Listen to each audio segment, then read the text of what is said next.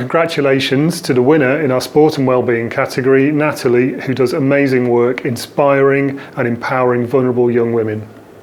Natalie works for Noah Girls, which is a very special charity in the borough. Noah Girls helps vulnerable girls in the Jewish community.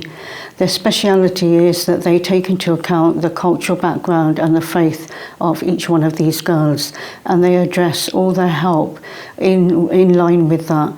They speak to parents in line with their culture and their faith, and they have introduced so many new ways of reaching these girls and the community.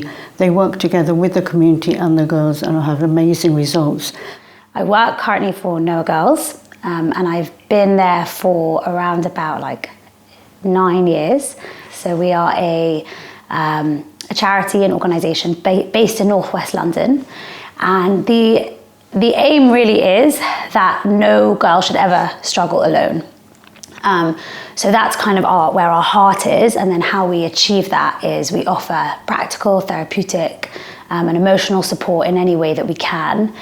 We specify within Jewish girls mainly because there's a lot of culturally sensitive necessities in order to reach these girls, and sometimes there are cultural elements that block them from maybe getting the right help and support, and that is where our niche is at the moment, and thankfully we've been very successful in doing so. We have many services within the organisation. So there's the key working track, there's therapy track, we have an eating disorder unit, mentoring element which is voluntary, and then the education which is my role. We want to empower women. We want to empower them, want to give them knowledge, and for themselves, for their future self, and also for their friends. Notice, pick things up, see if things are unusual, have a language, and that's a big thing we try and work on, is creating a language. You don't need to wait until it's a terrible situation to reach out for help, or to take care of yourself, or to know that you have a voice. So that's a big part of our education, and why we believe so strongly in it.